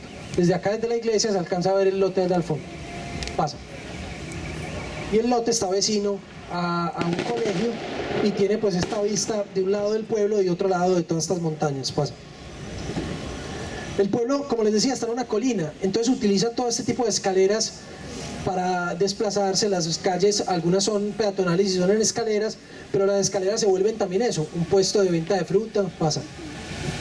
Se vuelven lugares de escenarios. Esta es la Casa de la Cultura y tiene como un pequeño teatro que en la adaptación al terreno se forma este auditorio al aire libre, pasa.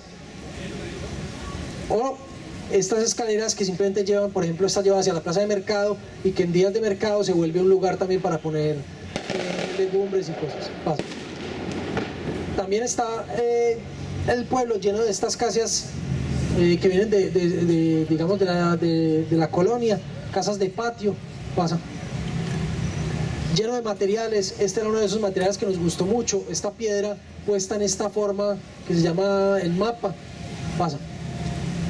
Y esto es parte de lo que les decía, estos son esos imaginarios que se hacen con la comunidad para preguntarles qué se imaginan ellos. Entonces en este caso, por ejemplo, este fue uno de esos dibujos de una de esas personas, donde se imaginaba que este lugar era precisamente como una especie de croissant, con un patio central que tenía incluso como una concha acústica. Pasa. Este otro se imaginaba que esto era más como una especie de pueblo, con los espacios alrededor y un patio central verde y un escenario, ¿cierto? Ellos tienen como equivalencias, pasa. Miren este otro tan parecido, otra persona completamente distinta también se imaginó que el edificio debería ser como un croissant, ¿cierto? Con los espacios girando alrededor de un patio, pasa. Entonces a nosotros nos pareció que eso era importante. Finalmente el lugar tenía patios, la gente quería que se generara un patio porque es como una cosa muy común para ellos, y ese patio se podía volver en un escenario y ese patio se podía volver en un lugar que mirara el paisaje.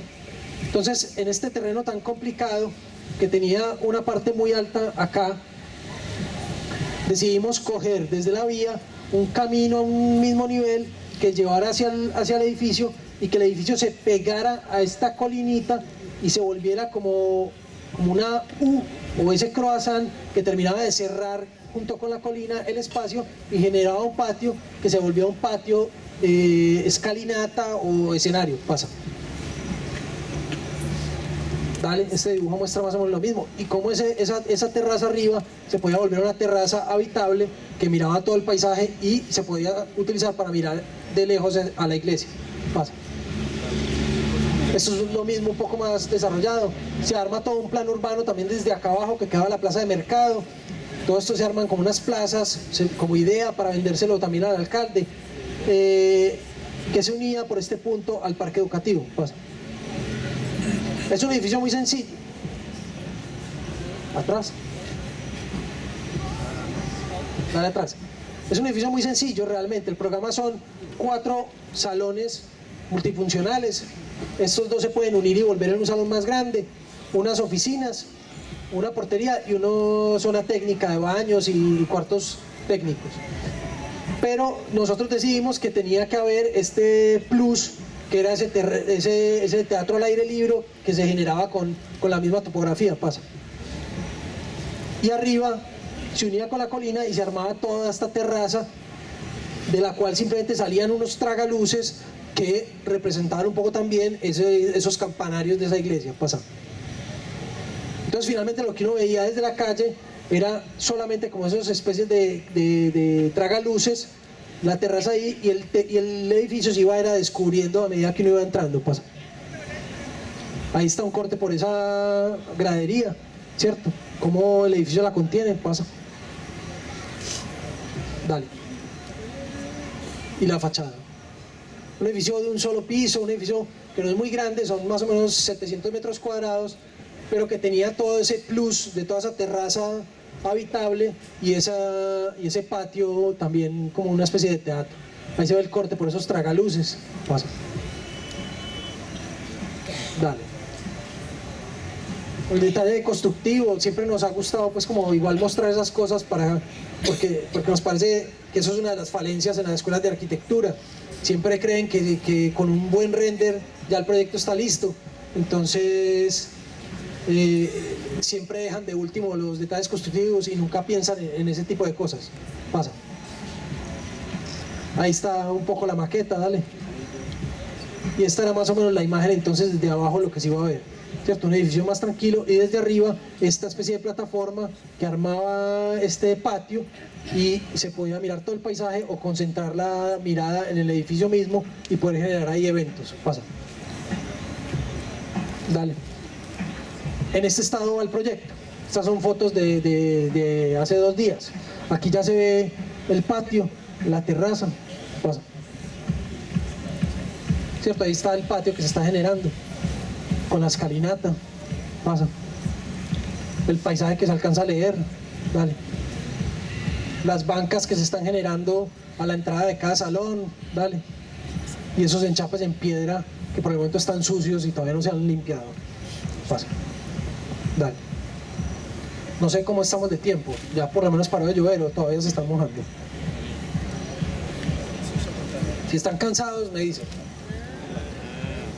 Este es un proyecto pequeño. En Medellín se hace una feria de construcción, una feria de la construcción donde van las empresas de todo tipo de materiales para mostrar sus últimos productos, etc. Y nosotros asesoramos a la empresa que organiza la feria. Entonces nos invitaron a hacer un pequeño pabellón. Ellos querían que durante los 5 días que dura la feria hubiera un pequeño pabellón que sirviera para hacer la inauguración de la feria con unos invitados y un ciclo de conferencias como esto que estamos haciendo, pero a una escala un poco más pequeña a lo largo de la feria. La condición que nos dieron, es que teníamos que trabajar con materiales que eran donados por los expositores. Cuando nos dijeron eso, estuvimos pensando mucho y lo único, o lo que se nos ocurrió que era la mejor idea, era generar toda una retícula, generar una especie de cubo muy grande donde se reticulara todo con las mismas medidas y se le pidiera a los expositores que donaran los materiales en este formato, ¿cierto? Un panel de 1 metro por 1,5 metros, si no estoy mal. Y entonces así nosotros simplemente cogíamos todos los materiales que eran de todo tipo, y armar este espacio poniendo esos paneles en cada lugar, Los materiales eran estos, unos materiales especiales con pinturas rugosas, tejidos textiles, vidrios, láminas colaborantes metálicas, o de estas tablas roca de yeso, o incluso materiales para marcar las vías, láminas metálicas perforadas, Entonces nosotros lo que nos limitamos fue a organizar todo ese Tetris con estos materiales de manera que nos sirvieran bioclimáticamente también en ese espacio, que se viera una cosa muy mezclada, pero que al mismo tiempo pudiéramos tener unos de perforaciones en las partes que necesitábamos ventilar y unos más cerrados donde necesitamos cerrar más. Esto es el edificio se construye en un día, en la feria, Dale. Simplemente se iban ensamblando esos paneles, si había una cubierta impermeable con láminas translúcidas, Y este es el cubo terminado. Por ejemplo, también involucramos a un vendedor de pintura, una pintura especial anti-grafitis. Entonces trajimos a un grupo de amigos que hacen grafitis y le dijimos al señor, ponga sus paneles, hacemos los grafitis y después en la feria usted los borra y muestra cómo funciona la pintura. Pasa. Dale. Y ese fue el día del evento de la inauguración, dale. Donde simplemente era como un cóctel, pasa. Dale. Y luego había ese tipo de charlas ahí, pasa. Entonces, ante eso, de todas maneras nos quedamos pensando, a medida que íbamos haciendo el edificio, nos quedamos pensando en la oficina y nos pareció que esto era demasiado dinero donado, un edificio que aunque se construía rápido y se desmontaba rápido, era un edificio real, ¿cierto? Pues que se podía tocar y que se podía habitar, y nos pareció que había que hacer algo con eso, que eso no se podía volver desperdicio y tirarlo, y nos fuimos y nos sentamos con los dueños de la feria y les dijimos, venga, hagamos algo con ese edificio, donémoslo porque eso puede servir como un salón social para un barrio en una de estas favelas. Y nos dijeron, listo, nosotros no tenemos problema, consigamos quien lo transporte y quien lo vuelva a montar y ustedes consigan el lote, consigan el lugar, el predio de donde ponerlo. Nos fuimos para la alcaldía, les contamos toda la historia y nos dijeron, no hay ningún problema, venga, les damos un predio cercano a un jardín infantil que habíamos hecho, y nos dieron ese predio y nos llevamos ese edificio para allá como un salón social, pasa. Entonces se desmontó y se volvió a montar allá completo. Simplemente se le adaptó, pasa, un pequeño módulo exterior de baños, pasa. Que es ese que se ve allá a la izquierda, un módulo grisecito, pasa. Y ahí está ese edificio y funciona para todo tipo de cosas. Ahí dan misa, ahí se hacen bautizos, ahí se baila, se hace yoga, pasa. Dale. Dale. Ahora nos desplazamos a Bogotá. Un edificio completamente distinto en su lógica, un edificio privado. Nos llaman unas personas que querían hacer un hotel en Bogotá. Nos invitan a estudiar con ellos diferentes lotes, hacerles cabidas, eso se llama así, no sé cómo se diga acá, como estudiar cuántas habitaciones caben en un lote, para poder estudiar si eso da económicamente, etc. Entonces estuvimos estudiando lotes por ahí por 2 meses en la ciudad de Bogotá. Esta es la retícula de la ciudad de Bogotá, pasa, hasta que encontramos uno que nos pareció muy bien localizado. Los que conocen Bogotá, esto es la zona rosa de Bogotá, o la zona más pija, más interesante de Bogotá y más bonita, digámoslo así. Esto es la carrera 11 y esto es la 93A. Este es el parque de la 93, que es como un parque muy bonito que hay allá, que es lleno de cafés y bares. Y esto es una vía muy arborizada, muy bonita. Entonces había un predio aquí donde había una casita que no tenía ningún valor patrimonial, y estudiamos este lote y se podía hacer un edificio muy angosto, profundo, donde daba la cabida que ellos necesitaban para desarrollar el hotel. Pasa. De todas maneras, era como un ejercicio matemático de meter al máximo lo que se pudiera en ese lote. Eso daba este tipo de cosas, como una cantidad finalmente las habitaciones las entendíamos como una cápsula que se repetía y se metía a la n potencia ahí. En total eran 62 habitaciones en 9 pisos, dejando el piso bajo libre, y por una norma extraña de Bogotá, si dejábamos parqueadero en el nivel de la calle, o sea en el primer piso, el nivel de la planta baja, nos dejaban hacer un piso más de habitaciones. Cosa rarísima, ¿cierto? En vez de decirnos que si metíamos los carros en sótano, nos dejaban hacer otro piso, nos decían que si los poníamos a nivel del espacio urbano, podíamos hacer otro piso. Entonces, finalmente hicimos esto, pero le vendimos la idea a los clientes de que ese parqueadero tenía que ser un espacio que se pudiera transformar en exposiciones, en zona de exposiciones. Pasa, por favor. Y después de haber estudiado tanto Bogotá, nos quedamos con ese mapa de Bogotá en la cabeza y nos pareció que ese mapa de Bogotá debía hacer algo en este edificio y que se podía volver la fachada del edificio. Entonces cogimos ese mapa de Bogotá y lo volvimos este elemento de fachada a través de unas láminas perforadas cortadas a láser. Pasa. Dale. de la cual simplemente iban saliendo unas cajas de vidrio que eran algunas de esas habitaciones. Pasa. Esto es entonces todo ese mapa de Bogotá desplegado, y simplemente las zonas blancas son algunas de esas habitaciones que sí tienen una ventana completamente libre sobre el exterior. Pasa. Esto es simplemente el edificio para que entiendan lo angosto que era. Esto es la zona baja como técnica. Pasa. Luego está ese nivel de sótano que podíamos hacer, donde por la lógica de tener el primer piso despejado en parqueadero, entonces decidimos poner todas las zonas de lobby y esto en la zona baja. Entonces acá lo que había en el sótano era el restaurante. Uno bajaba por una escalera desde el primer piso, bajaba acá. Si quieres pasa, yo muestro el primer piso. Pasa, eso. Uno entraba por el primer piso al fondo tenía esta zona de parqueadero, se despegaba de la medianería por un vacío acá a todo lo largo para entrar luz al sótano, y uno simplemente llegaba aquí donde estaba el counter y por aquí bajaba al restaurante o cogía el ascensor y subía al edificio. Devuélvete, mostramos la planta de abajo. Devuélvete. No, atrás. Eso. Entonces uno bajaba y acá tenía todos los servicios del hotel: restaurante, salón de juntas, un bar en la parte de atrás, baños, bueno, todo. Pasa.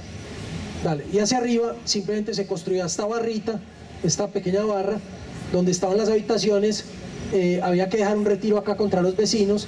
Esta era la fachada principal sobre la vía, y entonces estas barras, simplemente cada piso pasa, se van moviendo las habitaciones para dar diferentes tipos de habitaciones, unas salidas allá afuera, pasa, con ventana libre, transparente, y otras a través de, con estas ventanas a través de las persianas. Pasa. Dale. Dale.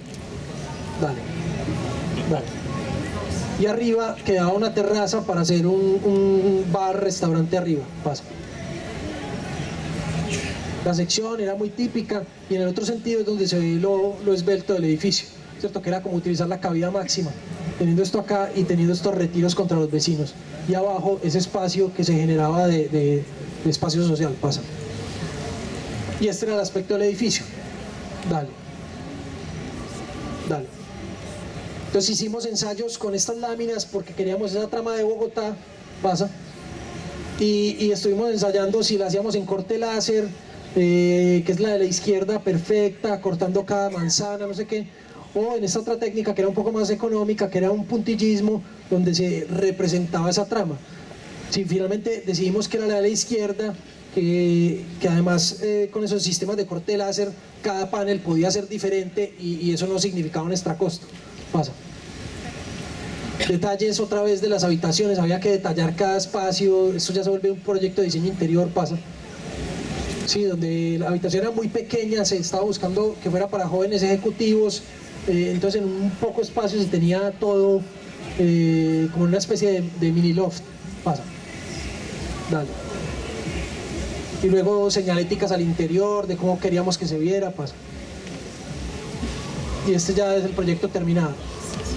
Entonces están esas grandes cajas hacia la fachada. Lo que hay son algunas habitaciones y unas grandes cajas que son como unas especies de halls o de estares, mini estares a doble altura, que están en dos partes, donde la gente del hotel puede salir ahí a leer o a oír música. Pasa. Este es el lobby a doble altura, lo que les decía. Si se acuerdan, la calle está a este nivel. Uno entra por acá, allá arriba está el counter, y baja esta escalera donde está el restaurante y estas zonas comunes. Pasa. Y luego las habitaciones, entonces unas tienen simplemente la ventana a través de esta trama. Pasa. Y otras son completamente vidriadas mirando la ciudad. Pasa. Pasa. Dale. Dale. Dale. Otro proyecto muy distinto, una casa campestre. Esto es en las afueras de Medellín, en una zona fría. Es una pareja muy joven que nos llaman y nos dicen que conocen la página nuestra, que quieren hacer una casa, pero que ellos se están soñando desde siempre una casa que sea como un granero americano. tienen como esa idea romántica, como de un espacio donde, no sé, hay un segundo piso con paja y la gente duerme ahí, no sé. Entonces pues nosotros nos juntamos con ellos y estuvimos conversando a ver qué era lo que querían y nos mostraron algunos referentes y nos pareció que efectivamente ese espacio que ellos planteaban pues era un espacio completamente viable y nos pareció que se podía hacer un proyecto muy bonito así, con ese espacio como de granero, pasa. Entonces era un predio que miraba hacia una zona verde, donde por acá en este lado había un nacimiento de agua. Entonces decidimos que la casa, en vez de estar paralela al lote, lo que debería era girarse un poco hacia allá para mirar hacia el nacimiento, y así cuando uno entrara también la casa no se veía frontalizada, sino que se veía como en perspectiva. Pasa. Se hicieron ensayos donde estuvimos buscando todo el tiempo qué era lo que había que encontrar en esa espacialidad, una espacialidad tubular, pero muy sencilla, pero finalmente que podía generar una búsqueda muy bonita de cómo entrar la luz y cómo generar a través de esa cubierta pared ese espacio de las habitaciones. Pasa. Decidimos entonces que la casa era una casa de un nivel social en la parte baja y todas las habitaciones estaban en el segundo piso. Pasa. Y que se armaba con estos pórticos de concreto, ¿sí?, donde se generaba un vacío a doble altura sobre el salón social y un corredor para entrar a las habitaciones. Pasa. Y luego en esa parte de arriba pues toda, sí, finalmente era como una gran cubierta que tenía, que tenía esas ventanas que se volvían ventanas escritorios, ventanas bancas, ventanas profundas. Pasa. Esta es la planta, es muy sencilla. El parqueadero centrado por acá, zona social con cocina, un estudio, la lavandería, una alcoba de la señora que les ayuda en el aseo. Pasa. Y arriba simplemente llegas acá, está la alcoba principal con un vestiario y un baño y una galería, un balcón, un corredor que mira al vacío donde hay dos habitaciones gemelas. Pasa. Dale. Las fachadas realmente eran muy sencillas, tratamos de generar una cara toda vidriada hacia el paisaje, que sería esta de acá, y una cara mucho más cerrada hacia la parte de atrás donde quedaba un vecino. Pasa. Y exploramos al máximo lo que se podía hacer con esa espacialidad, ¿cierto? Teniendo la doble altura en un lado, la habitación acá, ventanas profundas desde el corredor para mirar la copa de los árboles, la doble altura completa cuando uno entraba por la escalera. Pasa. En la habitación principal buscar desde este lado una luz del poniente para calentar la alcoba, generar en esta ventana un escritorio, generar en la ducha, en las ventanas unas especies de muebles para poner los champús y frascos. Pasa. Y luego las fachadas como se iban uniendo ahí. Pasa. Dale. Dale. Dale. Estos son modelos que hicimos para explicarle al cliente cómo se construía la casa. Dale. Y las imágenes con las que más o menos fuimos construyendo el espacio interior. Luego la estructura estos pórticos fueron bastante complejos de construir. Todos estos pequeños ojos o ventanas eran estos elementos que tenían que estar todos amarrados. Pasa. Y luego simplemente se iba poniendo esa doble piel de madera y aislante térmico, que hace un poco de frío, entonces hacía un aislante térmico en esta parte. Pasa. Dale. Dale. Y esta es la casa terminada. Es una casa, además ellos piensan tener, ve pasando si quieres, piensan tener hijos, pero por el momento los hijos eran de algún modo los perros, tenían 6 perros, perros de primera categoría y perros de segunda categoría. Los de primera categoría eran unos perros salchicha, muy pequeños, que vivían dentro de la casa, y los de segunda categoría eran unos perros recogidos de la calle que vivían fuera de la casa, pero a todos los quieren por igual, entonces a los de afuera nos mandaron a hacerle esta casa similar a la otra, y a los de adentro nos obligaron a pensar las escaleras, por ejemplo, que fueran óptimas para que los perros pudieran subir, porque aparentemente los perros salchichas no saben subir escaleras. Pasa. Esos son los perros de segunda categoría. Pasa. Dale. Dale.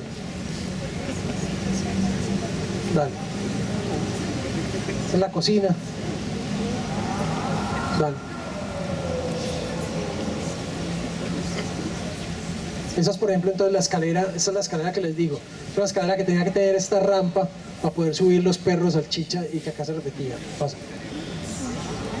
Esa es la alcoba principal. Dale. Dale.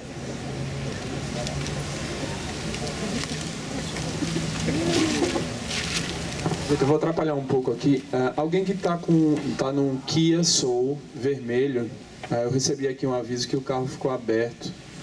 E, por favor, quem tiver nesse carro vai lá dar uma olhada.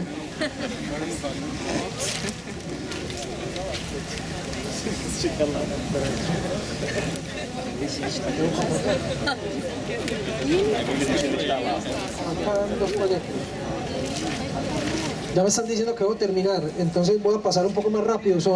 Simplemente quedan 2 proyectos, esta pequeña casa, y luego otro y terminamos. Esta era una casa para una tía que llegó, no sé, esto pasa mucho, nos pasa a los arquitectos. Una tía ingeniera, constructora, llegó a la oficina a contarnos que tenía un lote y que quería que fuéramos con ella a ver el lote, porque otro arquitecto que trabajaba para ella le diseñó una casa muy grande y que ya no tenía dinero para hacerla. Entonces a ver a nosotros qué se nos ocurría. O sea, llegó ya con el proyecto listo para que nosotros le resolviéramos el problema. Entonces el lote era esto, una pequeña colina en un clima frío, también a las afueras de Medellín, donde aquí había como una explanada grande y todos eran puros árboles. Pasa. Y la casa que les habían diseñado era esta casa. Una casa cuadrada, muy grande, costosa y que ocupaba todo el terreno. Pasa. Entonces cuando llegamos allá, nosotros le dijimos, su sueño es hacerse esa casa, pero no tiene el dinero para hacerla. Si quiere, haga una casa más pequeña por el momento, que le puede servir después para el mayordomo. Ella necesitaba una persona que cuidara la tierra, y usted hace esa casa pequeña con el dinero que tiene y deja libre esa zona que tiene allá, y después, cuando tenga el dinero, se puede hacer la otra casa. Entonces vimos que había un pequeño lote acá, más bajo que esta zona, pero que uno podía acceder por un puente a este pequeño lugar y tener aquí una casa metida dentro del bosque. Y así quedaba toda esta zona libre para después hacerse su casa si la llegaba a necesitar. Pasa. ¿Cierto? Pasa. Entonces la situación era esta. Uno llegaba por acá arriba, tenía que pasar un puente y llegar a la casa. Dale. Estas fueron como las primeras ideas, pasa. Y los planos que le mostramos a ella para venderle la idea. Entonces era una casa que tenía una llegada a un puente y uno subía a una terraza donde tenía un jacuzzi. Ella se fue animando y nos dijo, no, yo sí quiero un jacuzzi. Entonces terraza con jacuzzi. Pasa. Este era el nivel de entrada, donde tenía un salón social y una cocina abierta. La idea se la vendimos diciéndole que la casa solo tenía 4 columnas, entonces solo tenía 4 fundaciones, y como ella es ingeniera, pues eso le parecía genial, porque le salía mucho más económico. Y realmente era una casa de una planta muy pequeña, eran como unos 5,5 metros por unos 8,5 metros. Pasa. Luego uno bajaba y tenía una habitación con un baño y un vestier, y se animó y nos dijo, quiero otra habitación. Pasa. Entonces le hicimos otra más abajo, igualita, pero en vez del vestier tenía una lavandería. Pasa. Entonces quedó la casa así, la zona social, la habitación principal y la habitación de huéspedes, y la terraza arriba con el jacuzzi, cosa que nos gustaba mucho porque tenía uno todas las opciones de los árboles donde estaba metida la casa. Digamos que la parte de arriba miraba por encima de los árboles, esta intermedia de social media miraba las copas, y esta iba mirando el follaje y luego el tronco. Pasa. Dale. Y era esa casita parada en 4 paticas y con esos voladizos al lado y lado. Pasa. Dale. Y ese gran puente que conectaba con la zona plana. Pasa. Finalmente entonces se animó y decidió que esto era lo que quería hacer y que la quería construir. Pasa. Entonces empezó la construcción. Dale. Dale. Y cuando empezó la construcción, pues se dio cuenta que ya no necesitaba esa otra casa grandísima arriba, que más bien podía ser una caballeriza para meter unos caballos que ella tenía en otro lado, la podía hacer acá y liberar todo esto para volver esto una zona de fiesta y para tener los caballos ahí, entrenarlos y no sé qué. Entonces nos dijo que le diseñáramos eso. Entonces le diseñamos una especie de U que tenía un parqueadero en este lado donde uno podía llegar en el auto, parquear acá, y luego hacia este lado tenía las camas de los caballos. Pasa. Dale. Entonces esto, ¿cierto? La casita terminó volviéndose esta otra casa donde hay un cama para 5 caballos y los autos acá, y esto se amarraba al puente con este hall de llegada. Pasa. Ahí está lo que apareció. Pasa. Y obviamente la casita del mayordomo, que iba a ser esta, terminó siendo esta. Pasa. Entonces siguió la obra y decidió que ella ya construía la casa, peleó con nosotros. Pasa. Y la parte de arriba la terminó sin nosotros, esta parte de acá. Pasa. Dale. Dale. Dale. Entonces lo que les decía, o sea, la escalera tiene esta gran vidriera que mira todo el paisaje. Pasa. Uno entra y este es el salón que mira la copa de los árboles. Pasa. Y luego vas bajando y te vas metiendo más en los árboles. Pasa. Dale. Dale. Y ahí arriba está ese parqueadero y la caballeriza. Pasa. Dale. Es esto. Dale. Y esa ya la caballeriza. Pasa. Bueno, sí. Para terminar, el otro parque educativo de ese que hace parte de esos 80 proyectos que les contaba, el otro que nos tocó también a nosotros, en una zona completamente distinta de Antioquia, una zona muy cálida, cercana a un río, que está más o menos a unos 200 metros sobre el nivel del mar. Entonces, unas condiciones completamente distintas pasan. Un pueblo muy plano, con una vegetación de palmeras, de árboles altos, pasa. Este es el parque del pueblo. Lo que estamos viendo allá al fondo, devuélvete. Esto es la Casa de la Cultura, esto es la alcaldía, la iglesia está para este lado, pasa. Sí, esa condición de parque caliente, pasa. Casas todas con este tipo de celosías que les decía, con ventilaciones, pasa. Y teníamos muy cercano, a media cuadra de la plaza, este predio que tenía que conformar esta esquina de esta manzana, pasa. ¿Sí? La plaza está aquí, ¿sí? Y esta es la Casa de la Cultura. Realmente estábamos vecinos a la Casa de la Cultura por la parte de atrás, pasa. Un lote mucho más pequeño, no tan grande como el otro, un lote que tenía que conformar manzana, que tenía que conformar esta esquina, pasa. Pero las condiciones de este barrio, de este pueblo, finalmente son estas. En cualquier ruina se llena de plantas y empieza a crecer el verde y empieza a salir esto. Y esto nos parecía muy atractivo. Queríamos que el proyecto finalmente se viera como esta ruina, que a nuestro modo de ver era una ruina muy bonita, ¿cierto? Como estos elementos viejos de concreto y estas plantas naciendo ahí, pasa. Claro, estaba entonces la Casa de la Cultura, la alcaldía, acá el parque y nuestro predio. Teníamos que hacer un área, el predio tenía solo 470 metros cuadrados y teníamos que hacer casi 700, entonces nos tocaba hacer 2 pisos, pasa. Pero nos pareció que lo mejor era tratar de utilizar la mayor cantidad del lote que pudiéramos y generar una pantalla o una espesor, una piel muy espesa que permitiera cubrirse del sol, que permitiera tener jardín y que fuera ella misma toda la estructura del edificio, para darle mayor peso y liberar un espacio interior mucho más fresco, mucho más climático, que resolvía ventilación y asolamiento a través de toda esta piel estructura. Pasa. Y esa piel estructura, pues simplemente hicimos ensayos si se podía plegar o no sé qué. En fachada ensayamos cómo podía cambiar en las 2 alturas, pasa. Y finalmente encontramos que podía haber simplemente como una modularidad de un tejido que podía armar esas fachadas y que al mismo tiempo era estructural, pasa. Dale. Entonces aparece ese espacio, pasa, aquí.